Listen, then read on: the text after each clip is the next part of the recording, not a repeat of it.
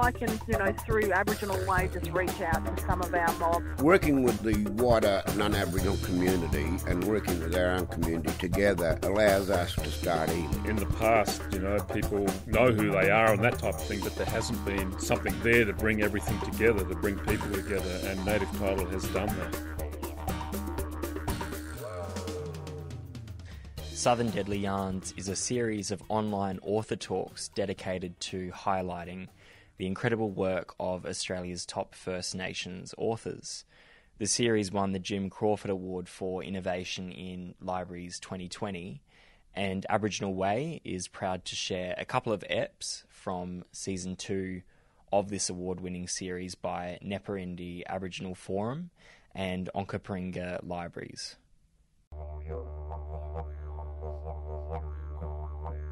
Hi everybody and welcome to Southern Deadly Yarns. I'm Elijah from Neperendi and this is Eve from Onkaparinga Libraries. Southern Deadly Yarns is a series of virtual author events highlighting the incredible work of First Nations authors. Join us as we examine topics including truth-telling, recognition and what makes a good yarn. And we are broadcasting from the lands of the Kaurna people here in Adelaide, so thank you for the Kaurna people for the warm continuing hospitality. For more on Southern Deadly Yarns, check out onkaparingacity.com. Hello everyone and welcome back to Southern Deadly Yarns. I'm Eve from Onkaparinga Libraries and this is Elijah from Neperendi Aboriginal Forum. And we're so excited today to welcome the Blackfella Book Club. The founding members are Teela Reid and Marinda Dutton. So Blackfella Book Club, in case you didn't know, is an online celebration of First Nations storytelling. And the girls have got more than 35,000 Instagram followers in about a year, I think. Is that right, ladies? Yeah, just over a year now. Amazing. That is fantastic. Wow. Again, thanks for joining us. Hello from Kaurna country. We're here in little old Adelaide. We've just had some recent thunderstorms and a bit of rain, so it's kind of nice. If the lights go out, that's why. Oh, yeah. Any IT problems? Blame on the weather. But again, it's great that we acknowledge that we're on the lands of Kaurna people for a long, long time. Aboriginal people around this nation weren't actually recognised as people. They had their humanity stripped away from them. So it's a great opportunity to acknowledge this and acknowledge their land and acknowledge their ongoing spiritual connection to country also. So let's jump into it, guys. Tell us about Blackfella Book Club. Tell us about the journey. Oh, well, it's just an online community now. It's kind of boomed into its own little beast and, it's grown into something that we could never have imagined. But it's about just over a year old and it's really just about a space to honour First Nations ancestors as the original storytellers. Yeah, I think so. It started, as most people who have been following us for a while know,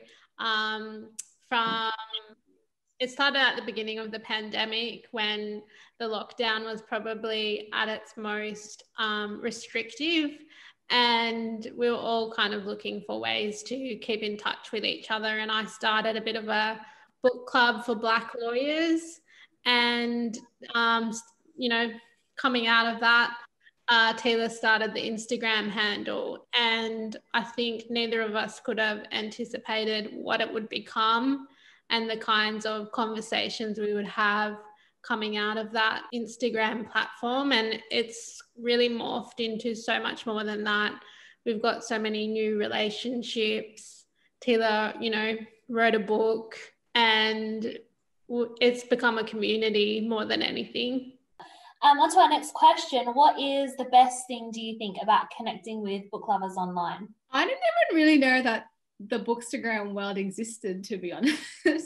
I think we kind of naively just a continuation of what we really loved in real life, which is stories and storytelling. And probably like the benefit of our platform is that Marinda and I are quite interested in different pieces of storytelling and literature. So you kind of get a nice community around those different things that we enjoy. We share different things, and Marinda, like separately, probably has engaged a lot more with the international First Nations community than I have through that platform. I think the cool thing about online though is that it's really accessible, and it makes books and reviews of books accessible in a way that the general community might not necessarily engage in books, and people might not necessarily be thinking, oh, I need to read more literature. But through the community of book club, I think it really breaks it down. It makes it accessible. It talks about books in a way that means something to people, and takes it out of that kind of high level thinking and really makes it easy for people. And, you know, we've had stories from people who have said, you know, I've never bought a book before, but I did because I saw something on your page. And it's those kinds of stories that really are uplifting and motivating, and makes it really worthwhile. Actually, there's one thing that I wouldn't mind talking to you while you're both here. I mean, what made you want to become lawyers? I mean, law's rather interested me over the years, but I'm just wondering, how come you went down this road? I started law school when I was 17, and I was always interested in kind of social justice issues. And in high school, I was studying legal studies, which was the thing that kind of propelled me on that career path. But I think the thing that I was most interested in at that time was, you know, I was really deep in all these resources that my dad had at home because he was removed as a child. And I was really interested in unpacking and looking at how discriminatory and how unfair that, you know, the stolen generations and the policies and legislations that enabled that to happen to my dad. And that was the kind of thing that put me down that pathway. But I know Tila's had a really different pathway to law than me. My story into law is a little bit different to Marinda. I was first a teacher, a high school teacher for about 4 years before I transitioned into the law. But I guess I'd always had a strong sense of social justice, and I'd grown up in a family in far western New South Wales that was pretty active in the Western New South Wales land rights movement. And when I was a teacher, I was selected as Australia's youth delegate to the United Nations in New York. And it was there where I met a number of lawyers and advocates in the space. And I kind of was like, okay, I'm going to go back to Australia and become a lawyer. And I did. Far out. That's so cool, so impressive. Yeah, I'm just going to become a lawyer. Yeah, why not? I think Marinda touched on it briefly as well about, you know, some of these sort of laws and what brought about different policies and how these discriminatory practices come in. Is there anything, I guess, first and foremost, that you'd like to see changed within the law system, or any different acts, you know, brought in and legislated to create better change? I think for us, particularly like Marinda and I, who have been born and raised in community with our families in particular, who have experienced, I guess, the full force of the law, it's just Western laws generally have been weaponized against First Nations peoples. So we absolutely, I think, need an overhaul of the system. And I think our society needs to take that seriously. I have advocated for lots of different things, and I think, you know, lots of people have called to action many changes around Black Lives Matter.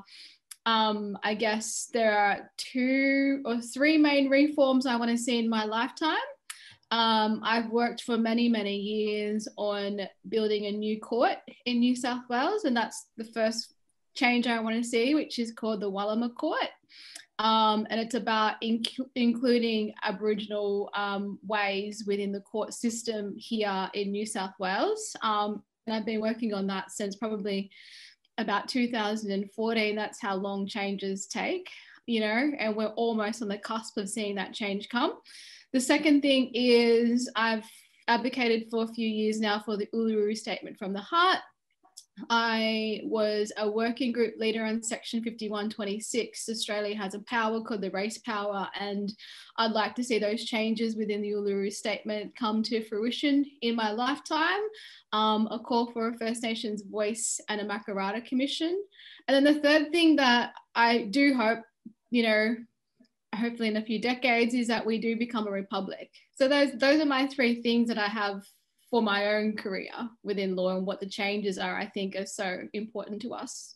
I think I'd reiterate what Taylor just said, but I think also that when you think about the law, you could have all the laws in place that are meant to protect us, but it's how those laws get administered that really changes things for people, and about systems and structures that enable discrimination and disempowerment to happen, really. I mean, there's all sorts of laws that I'd like to see changed, and all different ways that I see discrimination happen, but it's the systems and the people implementing those laws that enable those things to happen to Aboriginal people.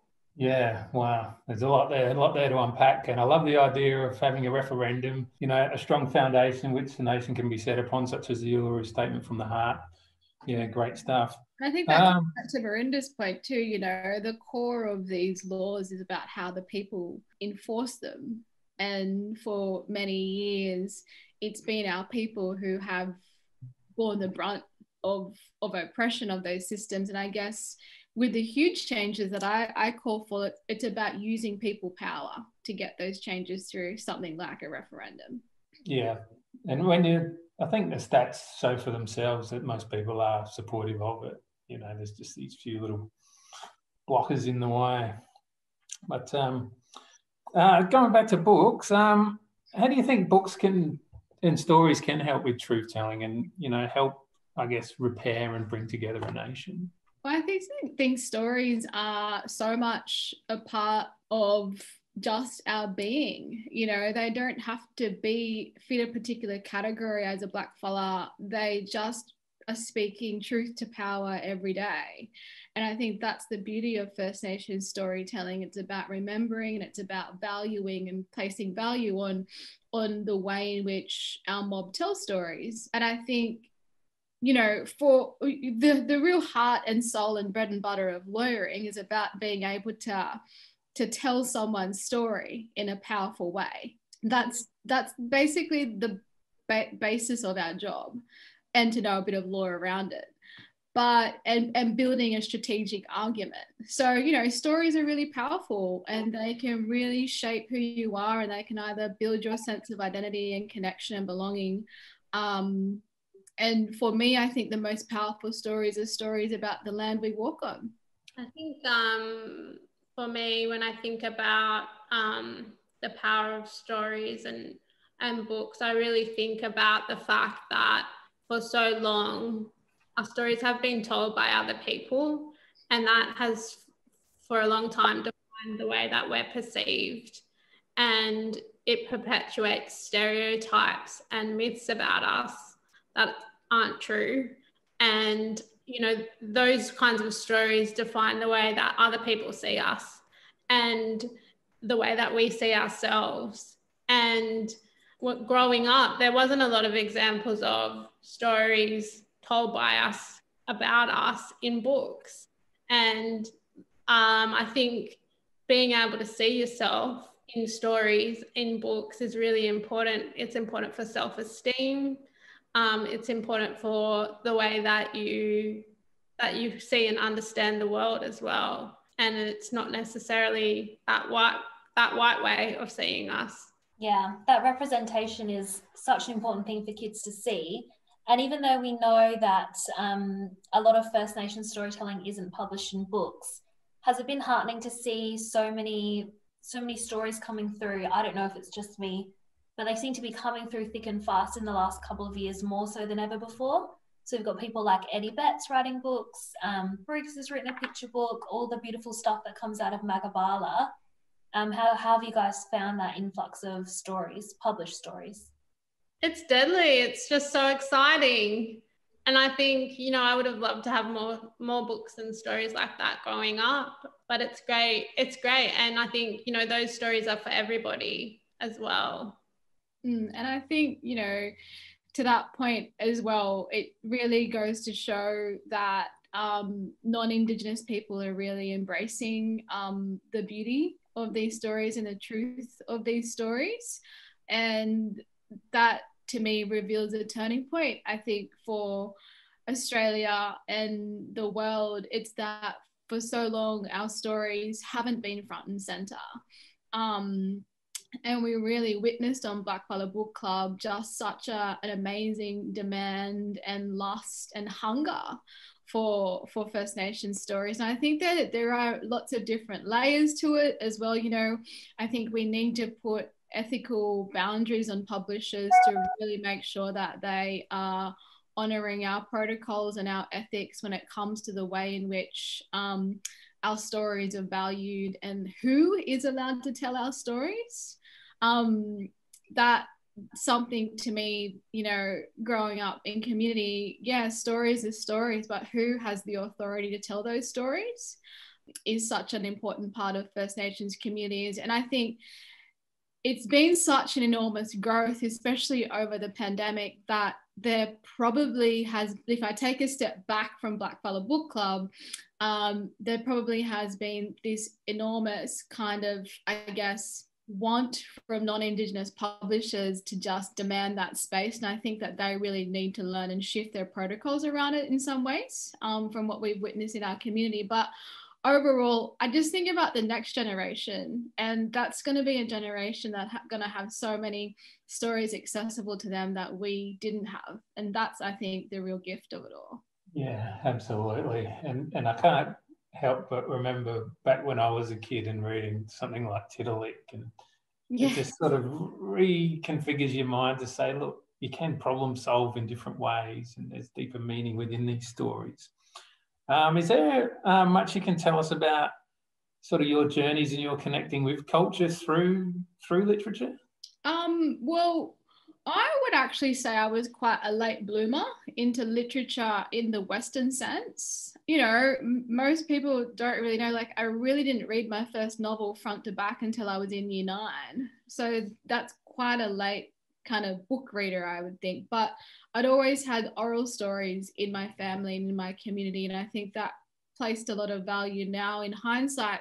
At the time, I didn't really think much about it. But now I'm like, some of my most important lessons were around the campfire with my family about respect and the land, and, you know, coming back to the campfire to really to center yourself in your community and your family. And I guess now living in a city, I miss that a lot, but it's special that I had that kind of upbringing, I guess. Never too late to start reading books, and no wrong way to read them either. Or having fires in the backyard. Yeah. I think me, when I think about culture and storytelling, I think it is that kind of lived experience that culture is. It's not about reading a book, but it is heartening, and it feels good to be seen in that way when you read our stories on a page, written with authenticity and with such care that First Nations writers are writing with. And to see our stories in that way is it's beautiful, I think, and it's nice to connect to all these different stories as well from different countries and see the ways that we're similar, but also to understand the ways that we're also different. Yeah, well, there's obviously such a thirst for highlighting these stories. I mean, 35,000 followers, almost 36,000 when I checked the other day, is a pretty incredible number. How do you guys feel about that label of like social media influencer? I think Taylor and I have always said, you know, Blackfella Book Club is not about us as people. It's a space that we hold, and we, as much as we try to share that space with other Blackfellas and reviewers, and it could easily be somebody else tomorrow running Blackfella Book Club. It's just something that is very much communal. But I think there's an important responsibility that we have with the platform that we have. And I think we're very careful about the way that we use that, and we try and honour that role that we have in giving people books and responding to community in the right way. And, you know, at the end of the day, we are accountable to other First Nations. It's a First Nations platform.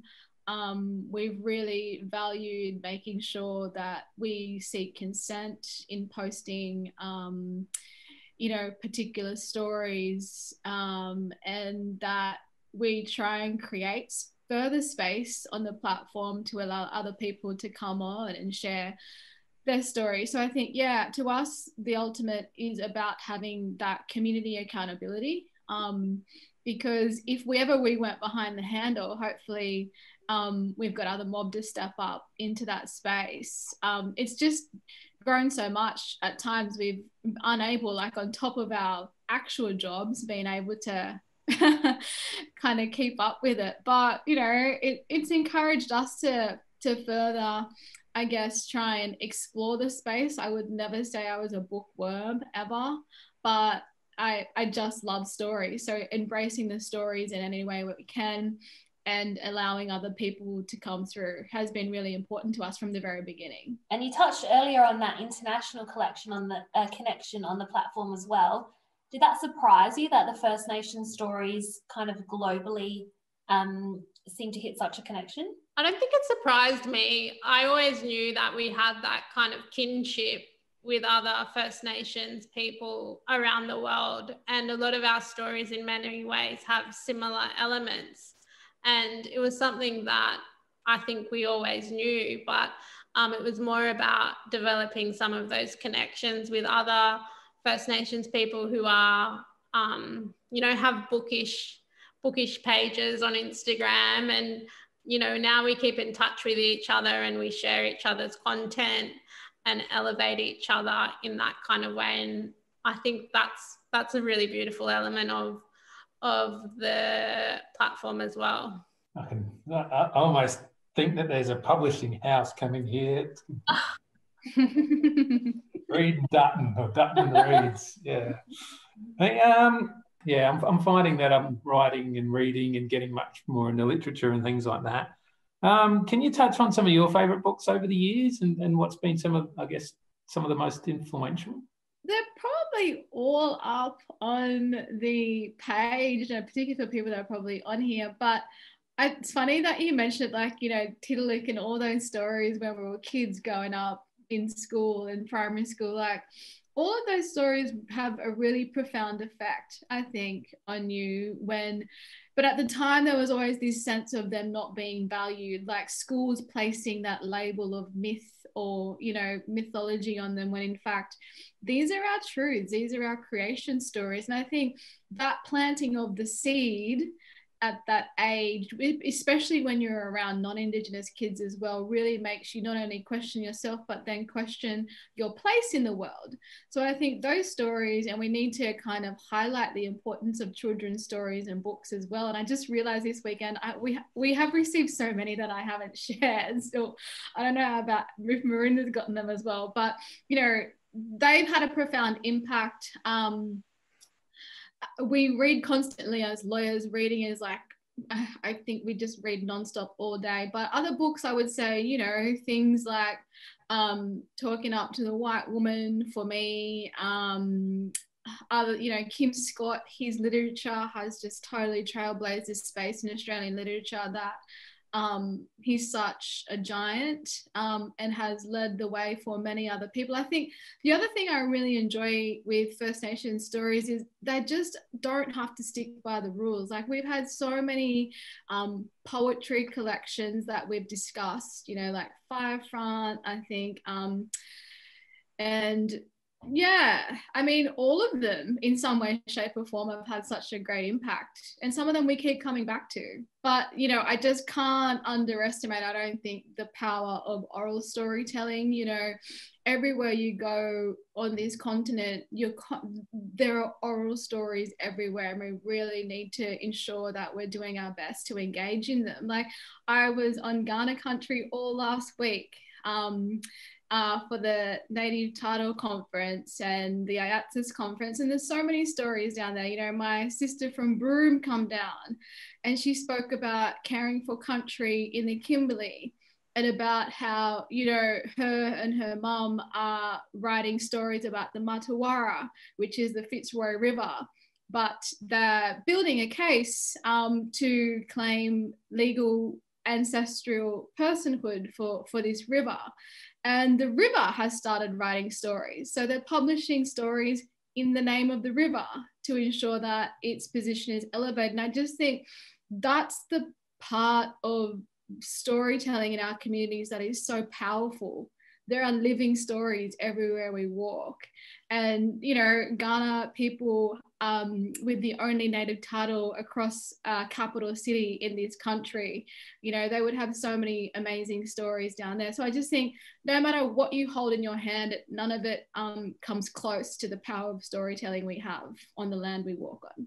Yeah, just speaking up on West Macdonald Ranges at, you know, Western Arundel land, and made aware of some of the stories up there, and they're amazing, and they connect to the cosmos, and they connect to you, and they connect to the land, and geez, it makes you feel sort of humble and small, but at the same time loving everything and just wanting to get involved, and